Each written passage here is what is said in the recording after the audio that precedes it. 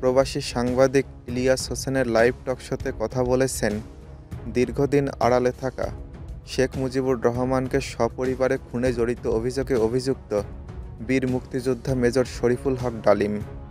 Major ডালিম বলেন, মুজিব তো মারা যায়নি, মুজিব একটি সেনা অভ্যুত্থানে নিহত হয়েছেন। সেনা অভ্যুত্থান তো আর খালি হাতে মার্বেল খেলা না।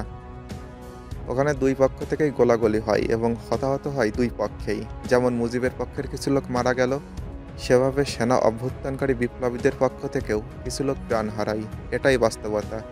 কিন্তু বিপ্লবীরা বিজয়ী হয়ে গেল, তারা ক্ষমতা নিজের হাতে নিয়ে নিল।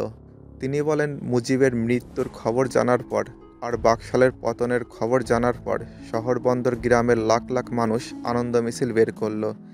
যে সমস্ত রাজনৈতিক নেতা বা দলগুলো আন্ডারগ্রাউন্ড ছিল তারা জনসমর্থন নিয়ে রাস্তায় চলে আসে। এভাবেই জনস্বীকৃতি পেয়েছিল 15ই আগস্টের বৈপ্লবিক সামরিক অভ্যুত্থান।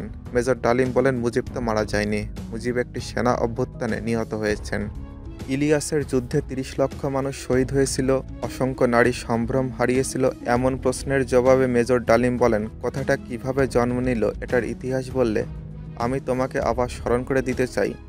মুজিব যখন সিরাজ ভাই আর রেজাউল করিম সাহেবকে আলাদা ডেকে নিয়ে জিজ্ঞেস করেছিল, সত্যিই কি বাংলাদেশ স্বাধীন হয়েছে, নাকি আমাকে কোথাও নিয়ে মেরে ফেলার বন্দোবস্ত করা হয়েছে, তখন সিরাজ ভাই ওনাকে বললেন, মুজিব ভাই, বাংলাদেশ স্বাধীন হয়েছে, আপনি যাইতেছেন প্রাইম মিনিস্টার অব বাংলাদেশ।